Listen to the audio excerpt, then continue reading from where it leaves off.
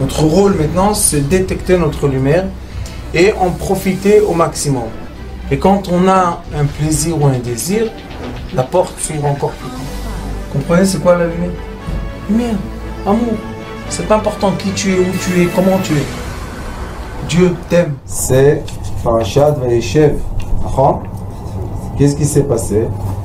Vayeshev Yaakov, Be'eretz Megurei Arviv, Be'eretz Knaan. On va traduire ce passouk. Et après il est écrit Ele Toldot Yaakov Yosef. Il est écrit que Yosef avait Ben 17 Shana. C'est quoi 17? 17 en hébreu. Tov. Tov, c'est le bien. Donc, d'après ce qui est écrit ici, Vayeshev, c'est s'asseoir. D'accord? Si on prend le Yud et le Vav, ça c'est 16. Et avec 1, ça fait 17. C'est Tov. Ben 17. Vous voyez? Yaakov, c'est Yaakov. Be'eretz Megurei, Megurei, c'est Gar. Oui, mais c'est Gar. Gar, c'est les 3 premiers attributs. Il y a 10 attributs, 3 premiers attributs et 7 tribus inférieures. Le bien, le Tov, c'est quand une personne se connecte aux 3 attributs supérieurs dans la vie. L'enfer sur terre, l'obscurité, c'est quand la personne elle est noyée dans les 7 attributs inférieurs. Maintenant, comment on fait, comment on change le positionnement de 7 attributs inférieurs aux 3 attributs supérieurs? Ce qui est écrit ici, Yaakov, Yosef. Yaakov, c'est les enfants pas indigos. Yosef, c'est les enfants indigos. Pourquoi? Parce que le Ari Akadosh explique que Yosef, c'est un enfant qui est né d'un attirement très fort entre Yaakov et Rachel. Yehuda, c'est un enfant qui est né de Yosef et Léa. Mais Léa, qu'est-ce qu'elle a dit? Snoani. Je ne suis pas aimé. Pourquoi tu n'es pas aimé? Parce que Yaakov aimait Rachel. Mais n'empêche qu'Akadosh Baruch Hu lui a donné 6 enfants. Donc elle est aimée ou pas aimée? Le problème était que Léa a connu Yaakov et Rachel a connu Israël. Léa a fait naître les 7 attributs inférieurs et Rachel a fait naître les 3 attributs supérieurs. C'est pour ça qu'il est écrit ici Tov, Ger, Gimel Rishona, Mitov. Pourquoi Mitov? Yud, Megurei, c'est Yud, Vav et Amem. Mem, c'est 2. Mi, Abayit, Mi, Makom, 2 l'endroit. Et le Yud et le Vav, c'est 16 et 1, 17. Donc, le être dans les 3 attributs supérieurs, ça représente le bien de l'être humain. Et être dans les 7 attributs inférieurs représente la souffrance de l'être humain. Malgré qu'on est tous nés où? En bas des attributs. Et toute notre vie, on grimpe. La question est, vers où on grimpe? Est-ce qu'on grimpe et on reste jusqu'au chesed? Que c'est très, très bien d'être dans la miséricorde. Mais être dans la miséricorde qui est dans le monde obscur, c'est avoir de la lumière dans l'obscurité. C'est bien, mais quand même l'obscurité m'entoure. Mais quand je monte dans les 3 attributs supérieurs, je suis de la lumière dans la lumière, qui est beaucoup plus agréable. Donc on a ici Vayeshev, on a Yud et Vav. Megurei, on a Yud et Vav. Aviv, c'est Av, Yud et Vav. Regardez combien de fois. Toldot Yosef, Yud et Vav. Yosef, Yud Vav. Saf, vous savez c'est quoi Saf? Saf, c'est la fente. La fente, Yosef, c'est la fente de quoi qui va dépasser vers le Yud et le Vav, que c'est Tov. Ben Sheva Esre, c'est Tov. Combien de fois on a Tov? Vayeshev Tov, Megure Tov, Aviv Tov, Yosef Tov, Ben Sheva Esre Tov. Nefesh, Ruach, Neshama, Chaya, Yechida. Quand l'être humain rentre lui-même dans le bien céleste de lui-même, sans prendre compte des autres, sans faire attention à ce que les autres nous disent, sans être déformé par les énergies des autres, juste rentrer dans le bien, son propre bien, ça c'est quand on est indigo. Pourquoi indigo? Parce qu'indigo c'est la couleur violette. Ce monde-là, le toit de ce monde c'est quoi? La couleur bleue du ciel. La couleur bleue du ciel, c'est la fin d'une sphère. Et le violet ultraviolet, c'est au-delà de cette sphère. Yosef, c'est Tov. C'est le Yud et le Vav. Le Yud et le Vav dans le nom céleste, c'est il y a le Yud, le Hei, le Vav, le Hei. Le Hei, c'est toujours la terre. Le Yud et le Vav, c'est toujours les éclats et les encheminements célestes.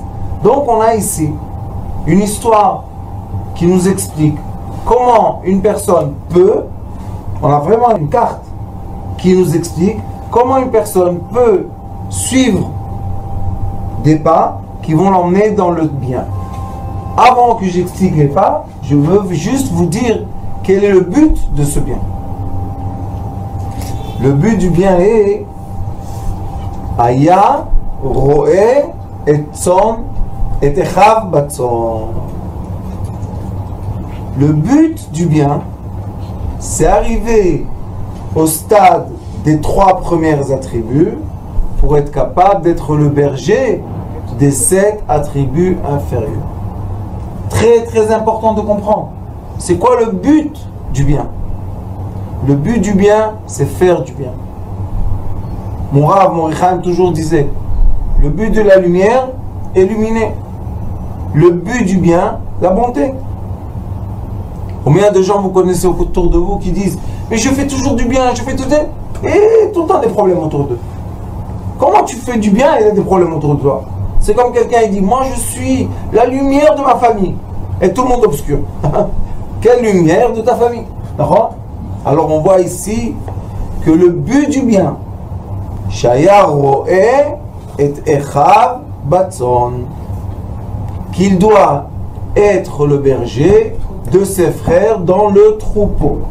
On va retourner tout à l'heure à cette partie des psukim, mais avant on va comprendre comment arriver à ce bien. Première chose, vayeshev. La première des choses, c'est être assis. C'est quoi être apaisé?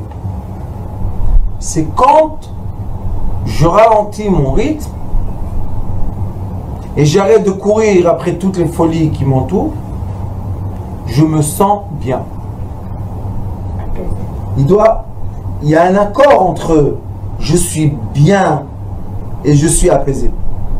Il y a des gens qui disent je suis apaisé, mais donc ils ne sont pas encore apaisés. Quand je dis je suis apaisé, c'est quand je suis bien d'être apaisé. Il y a des gens, par exemple, qui vont vite. Et quand ils ont un problème et ça les ralentit, qu'est-ce qu'ils disent? Ah, merci mon Dieu que j'étais ralenti. Mais dedans, ça bouille. Qu'est-ce qu'on a? On a le cœur et la parole qui ne sont pas en accord. Alors comment on peut dire que c'est du bien? C'est pas du bien. Quand est-ce qu'on est apaisé et c'est bien? Quand on est content de ralentir notre rythme. Il y a des gens que ça leur arrive après une maladie, après une perte d'argent, après qu'ils ont quitté un pays, après beaucoup de choses. Hier, j'ai rencontré un monsieur, il est venu du Brésil. Et au Brésil, il était très bien élevé, il avait beaucoup d'argent, São Paulo, tout ce que vous voulez. Il était dans la politique. Et un jour, il a compris que Dieu nous en préserve. Il y a trop de mafia et de magouilles et de balagan et tout. Il s'est pris la tête, il a dit, ou je vais créer un meurtre, ou je vais en Eretz Israël. Mais comment il va aller en Eretz Israël? Il devait perdre 90% de son argent. Vous savez qu'est-ce qu'il fait en Eretz Israël? Il nettoie les hôpitaux. Il a perdu Il a perdu de l'argent. Vous savez qu'est-ce qu'il a dit? le... Il m'a dit, j'ai gagné ma vie. J'ai plus les nerfs, j'ai plus la politique, je suis plus dans les histoires, et paye, ne paye pas, fais ça. Vous savez, les combines, ici, on t'attrape, que Dieu nous en préserve. Il est où? Il est apaisé. Ça s'appelle Vayeshev. Quand est-ce que tu es apaisé? Quand tu es content d'avoir perdu pour gagner ta vie. Content. Maintenant, je lui ai dit, dis-moi, ça ne te chatouille pas dans les doigts de recommencer les affaires? Vous savez qu'est-ce qu'il m'a dit? Il m'a dit, maintenant, je veux plus. J'ai fait, j'ai tourné, j'ai détourné, j'ai joué, j'ai tout fait. Et maintenant, je ne veux plus rien faire. Il est apaisé. Vous voyez? Vous le dites vous-même. Pourquoi il est devenu apaisé? Vayeshev. Oui, mais Rabbani, tu savais, il y a des jeunes. Ils rentrent dans les affaires, ils font des trucs, des mabouilles, ils sont contents. Pourquoi? Tu es content de quoi? De vivre du balagan? Oui, parce qu'ils pensent qu'ils vont gagner de l'argent. D'accord? Ça fait partie de la vie. Oui, mais il y a un âge. On ne veut plus recevoir 500 téléphones par jour et 400 emails et balagan. On ne veut plus. Qu'est-ce que tu veux? Sérénité. Checker. Donc, la première porte pour entrer dans les 3 attributs célestes, c'est Sheket. Silence interne. Et Rabbi Shimon Bar Yochai dans le Zohar HaKadosh Drazuta, il dit Moach Shakit Shachich. Que le cerveau soit en silence constamment. Quand est-ce que le cerveau est dans un silence constamment? Seulement quand je suis content d'être dans le silence. Je ne suis plus traumatisé que je ne fais pas d'affaires et que je ne fais pas bouger l'argent et que je n'ai pas des téléphones et que je n'ai pas des entrées. Après ça, il est écrit Be'eretz Megureh Aviv. Megureh, c'est où j'habite. Dans quelle maison? Combien de mètres carrés? Quel est le ménagement? Quelles sont les couleurs? Quelle est la pensée des autres quand je suis dans cet endroit? On veut non seulement avoir le silence interne de Vayeshev, on veut avoir aussi le silence autour de nous. Que la maison qu'on a, personne ne regarde. Qu'on se contente, un lit, une table, une menorah à la maison. C'est tout. C'est ce qu'il faut. Écoutez, hier un monsieur est venu me voir, un autre. Vous savez, les gens qui viennent du Brésil, qui font la Aliyah, il y en a plein qui viennent maintenant, mais c'est affreux leur situation. Ils viennent sans rien. Je sais pas, il y a des lois là-bas, on peut pas faire sortir, on peut faire sortir, je sais pas quoi. Ils viennent sans rien. Le monsieur, vous savez qu'est-ce qu'il m'a dit? Il m'a dit, moi, j'avais ça et ça et ça et ça et ça. Je me suis dit, oh, bon, Hachem, il est devenu un grand donateur. Il a tout laissé au Brésil. Je dis, pourquoi tu as laissé tout là-bas? Il m'a dit, parce qu'on ne peut pas faire sortir. C'est comme en Tunisie quand on est sorti, c'est pareil. Écoutez, ce monsieur travaille dans les légumes dans un supermarché. Je dis, mais qu'est-ce que tu gagnes? Tu gagnes 3000 shekels par mois?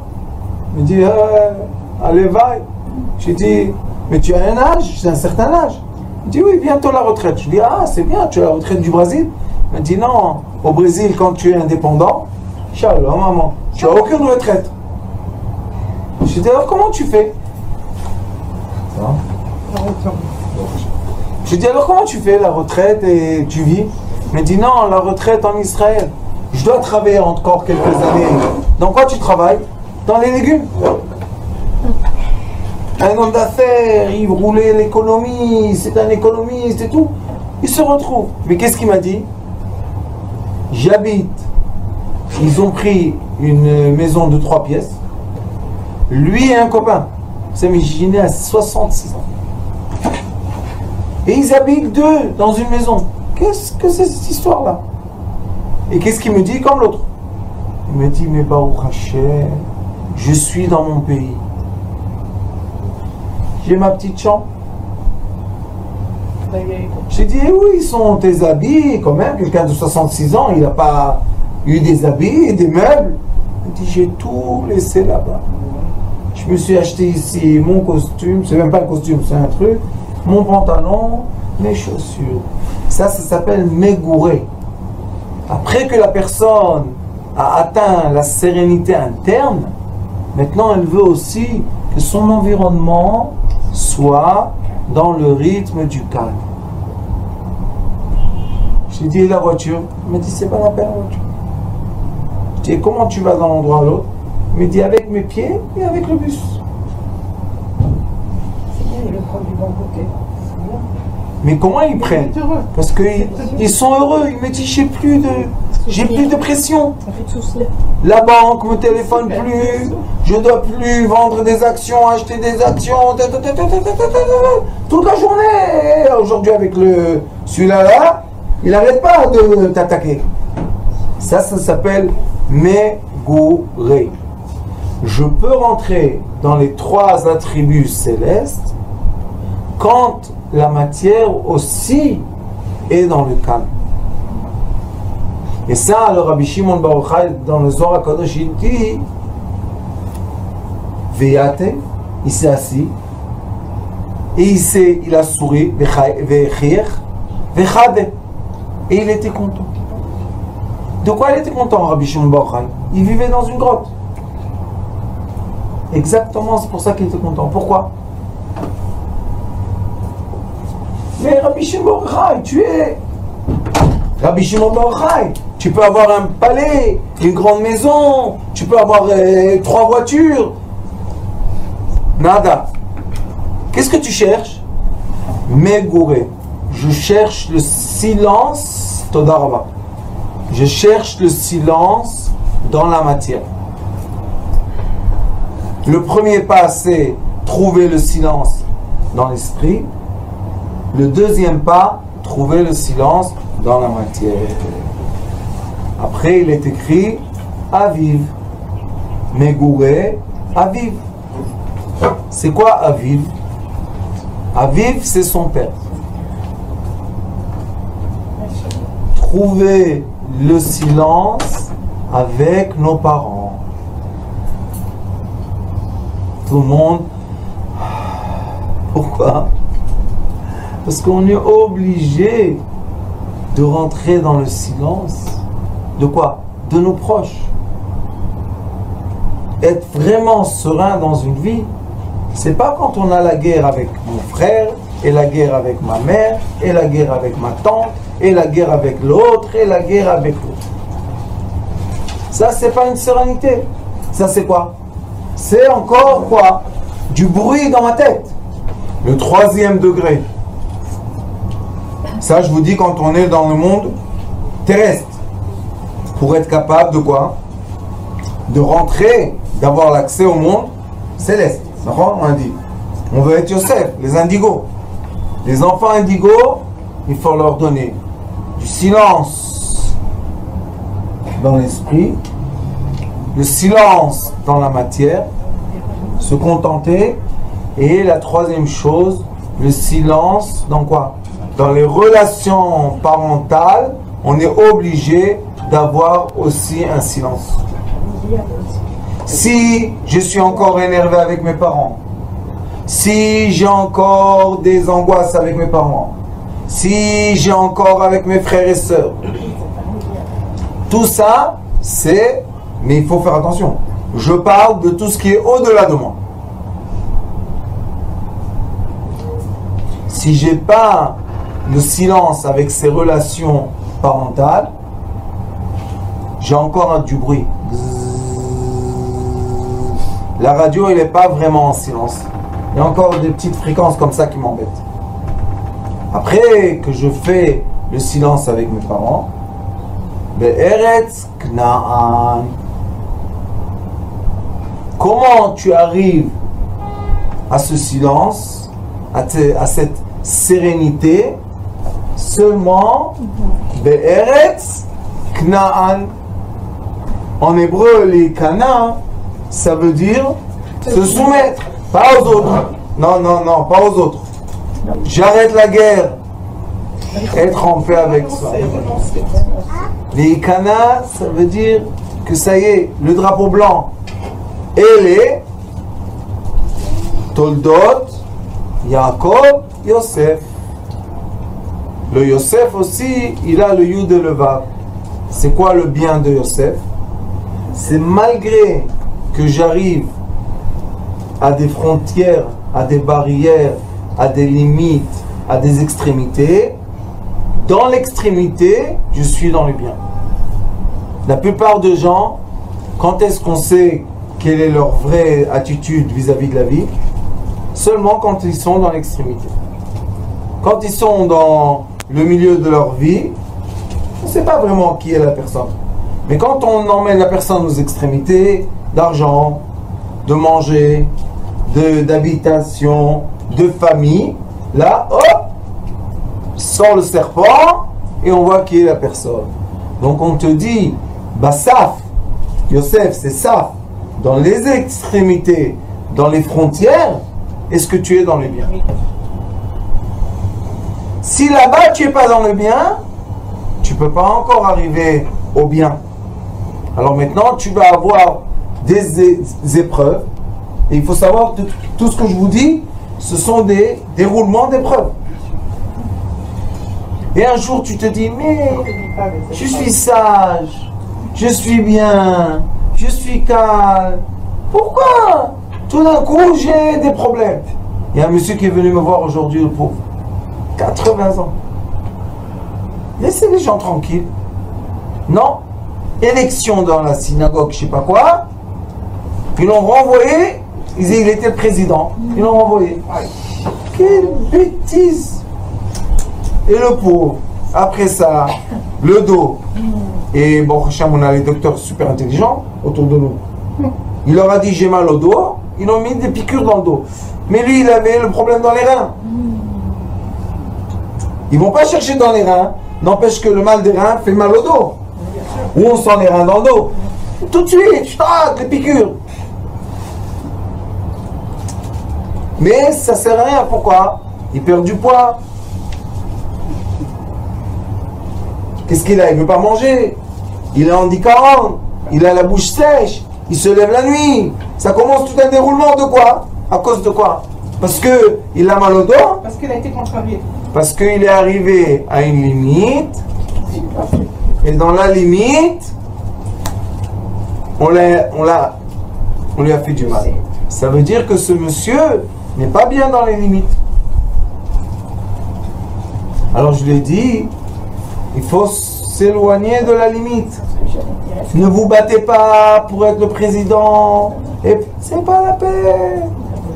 Mettez-vous dans votre petit coin. Le vrai président, c'est prendre le Teilim et parler avec Akadosh Baruch Hu. On n'a pas besoin ni la clé de la synagogue, ni la Kupat Zaka. On a deux chiens. Quand dans les limites, on voit qu'on arrive à passer des épreuves de limites serein, c'est encore un top. Encore un bien. Après, il est écrit Ben Shvaesre.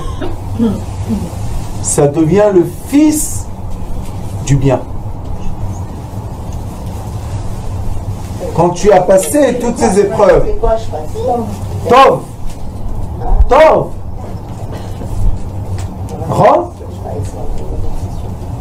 c'est quoi 17? C'est Tov.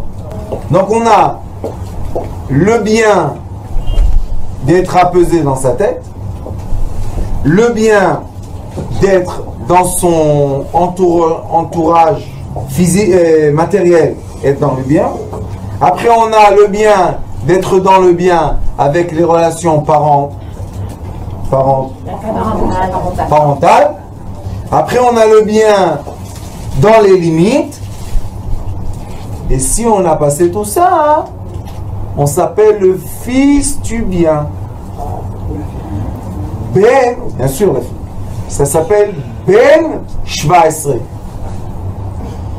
C'est quoi je suis le fils de ma mère? Je le ressens. D'accord? C'est quoi je suis le fils du Rav? Je le ressens. Quand est-ce qu'on dit je suis le fils de quelqu'un? Ça veut dire qu'on a les mêmes gènes. D'accord?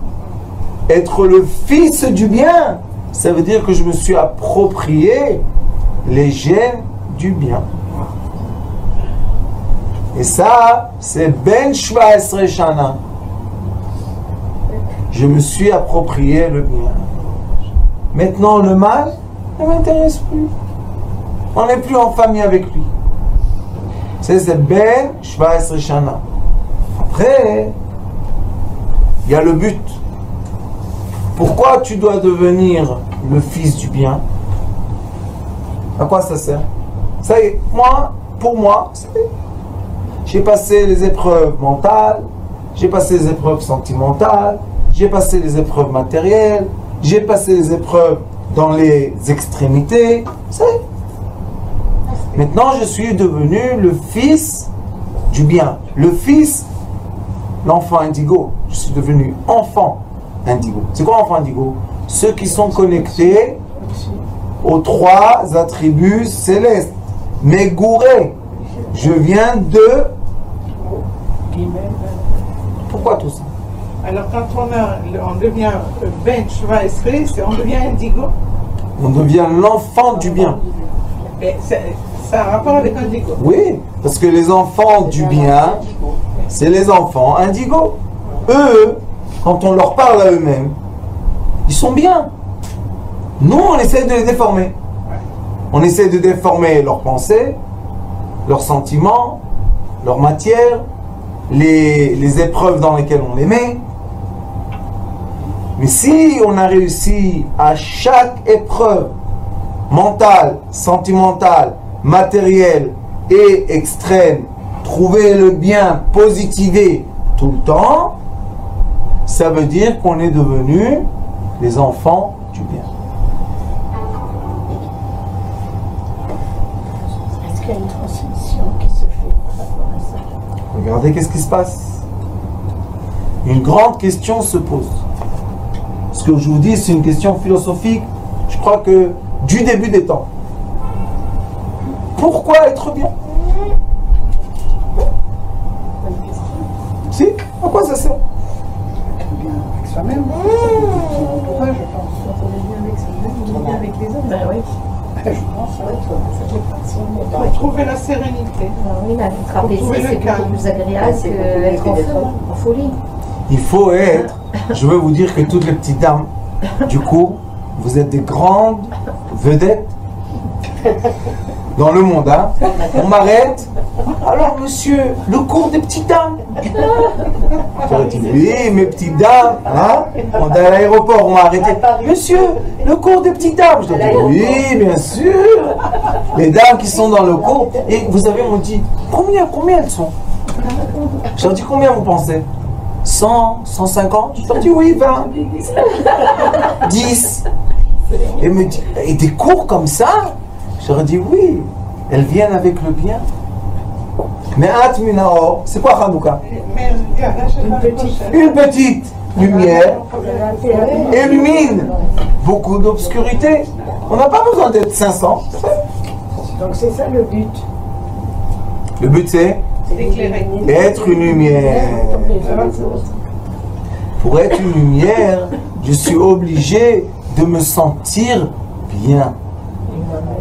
Malgré que la vie me brûle. Vous comprenez ce que je dis? Malgré que ceux qui regardent de dehors, qu'est-ce qu'ils disent? Le pauvre celui-là, qu'est-ce qui peut passer dans sa vie? Mais lui, intérieurement, qu'est-ce qu'il a? Il est dans le bien. Donc, on a tout âge, on a ça. Donc, on doit être Ben Sheva Esre Shana. Et la question philosophique est quoi? Si je suis arrivé au sommet de l'intelligence, qu'est-ce que je choisis? Hier, il y a une jeune dame qui est venue me voir. Elle a 26 ans. Elle cherche à se marier.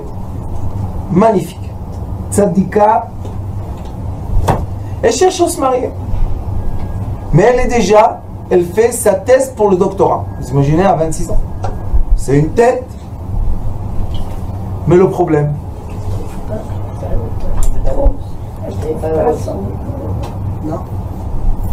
solitude qui critique les autres.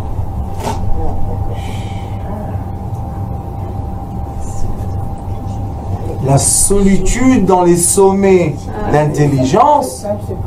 Pourquoi on est seul? Parce qu'on critique. Et pourquoi on critique? Parce qu'on est très intelligent. Lui, il n'est pas assez intellectuel. Et lui, il n'est pas assez beau. Et lui, il n'est pas assez propre. Et on se permet, puisqu'on est...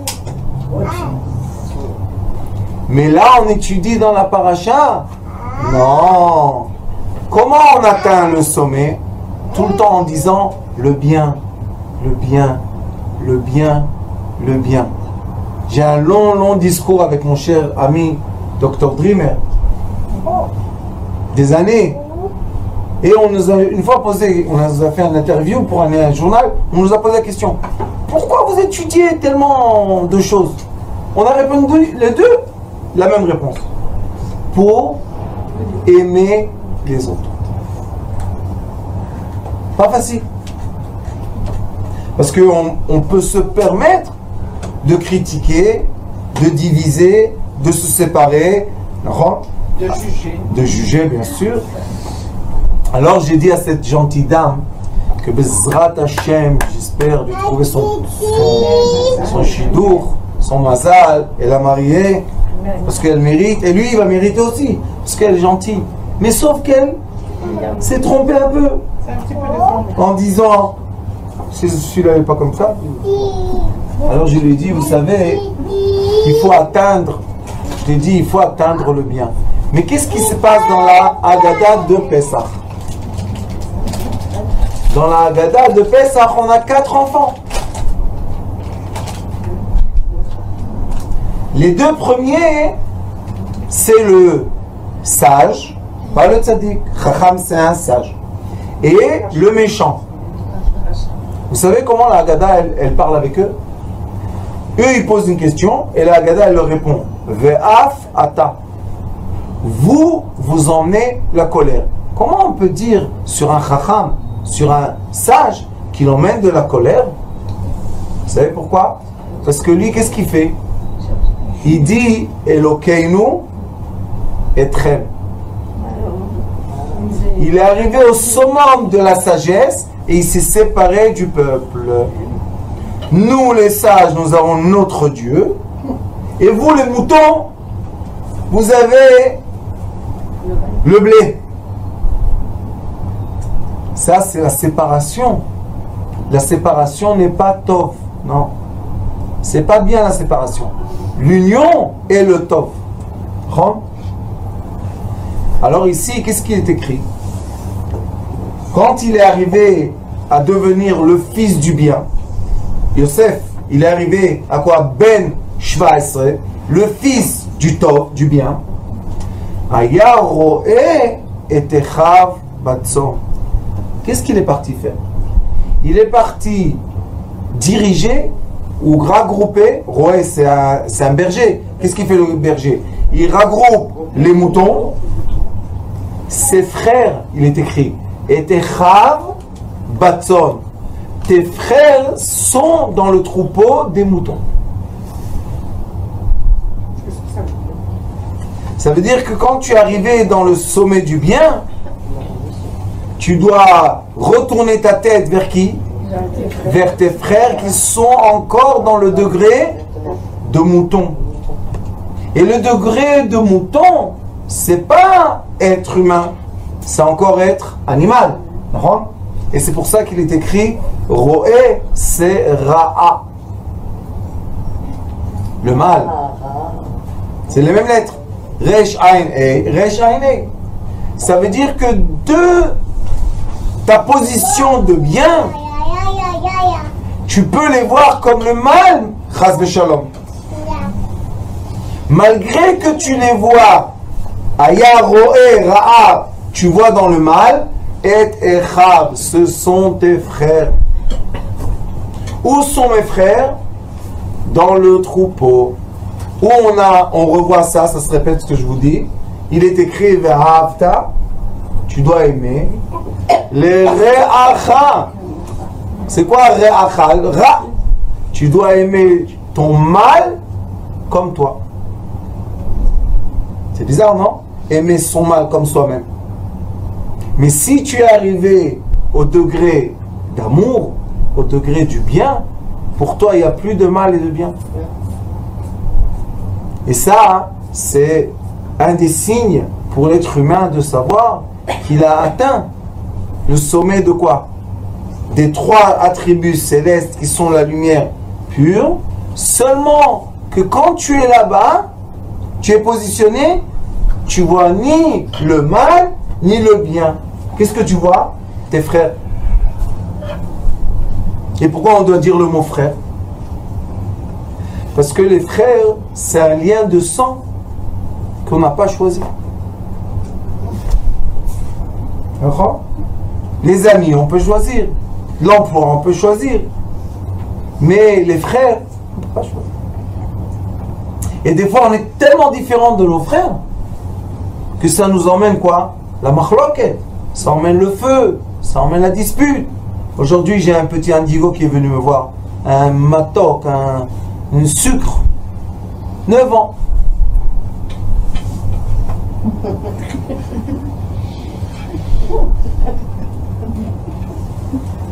J'ai dit, dis-moi, t'es fort toi, hein? Plus fort. Je dis, c'est bien, hein? Tu frappes, hein?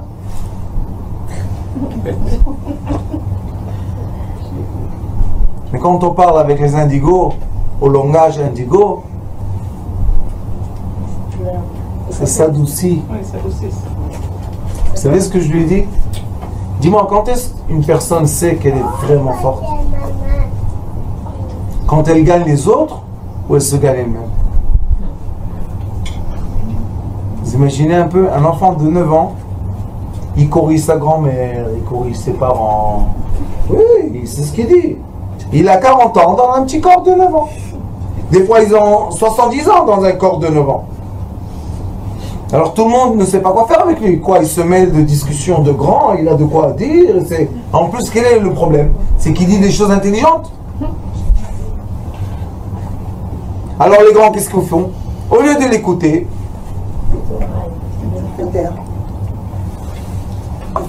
insolent. Pourquoi tu me réponds? Ah, pourquoi tu as posé une question? Tu veux pas une réponse? Ne me réponds pas, hein? Alors ne pose pas de questions. Alors je lui ai dit, mon fils,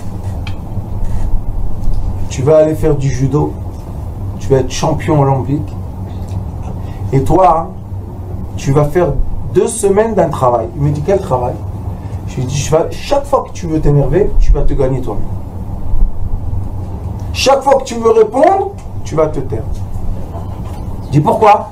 Je lui dis pour que tu saches, les vraies forces c'est quoi? C'est pas contre les autres. Se mettre des ennemis et se battre, c'est trop facile. Il est écrit ici, quand tu es indigo et on te permet d'être le bien, parce qu'il faut savoir, celui qui pense qu'il est spirituel et il fait du mal, c'est pas des indigos du tout. Les indigos, ce sont les biens. Ils ne veulent pas faire du mal. Pourquoi? Ayara'a, ils voient le mal, et Echab, ils se disent, ce sont mes frères. Batson, c'est quoi Batson? Dans le troupeau. Le troupeau, en araméen, ça s'appelle Be'erin. c'est un troupeau, Be'irin. Le Be'irin, c'est les ignorants. L'ignorance, vous savez qu'est-ce que c'est? L'ignorance, c'est la souffrance et la maladie. Plus on est ignorant, plus on va souffrir, plus on va être malade. C'est pour ça qu'il faut toujours chercher à savoir. Où est le savoir? Dans les 3 attributs de racine. Le savoir n'est pas dans les 7 attributs inférieurs, puisque les inférieurs c'est quoi? C'est déjà les fruits, c'est déjà l'action. Mais où est le savoir? Dans le moi, dans le cerveau. Où est le cerveau? En dessous, au-dessus des actions. D'accord? Il est au-dessus des actions. Donc, quand on veut monter, il faut monter par l'échelle du côté droite, qui va t'emmener au bien, qui va t'emmener à la connaissance que ton frère, qui est le mal, est le bien.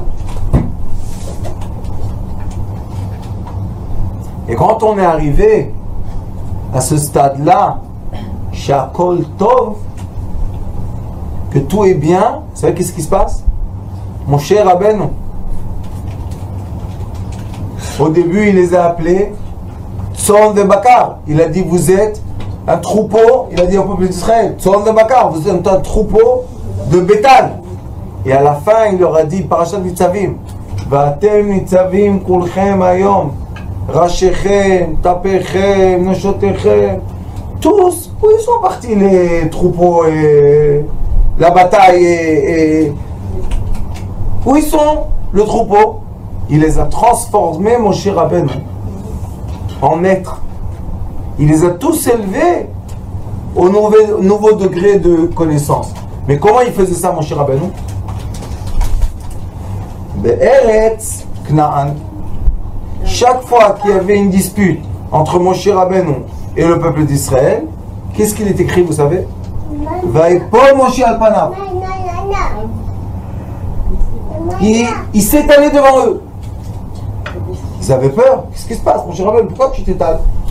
Vous avez raison, j'ai tort. Regarde. Comment nous on a raison, t'as tort? Toi tu étais dans les cieux. Non. Si vous êtes comme ça, vous avez raison. Et moi j'ai tort. Quand on dit quelqu'un tu as raison, il ouvre les oreilles pour écouter. Quand on dit quelqu'un tu as tort, qu'est-ce qu'il fait? Se bat avec toi. Donc, quand on se bat, on n'a pas le temps d'écouter. C'est pour ça que les grands généraux d'armée, ils ne sont pas dans le champ de bataille. Pourquoi? Ils ne peuvent pas entendre les fusils, les mitraillettes. Comment ils vont penser?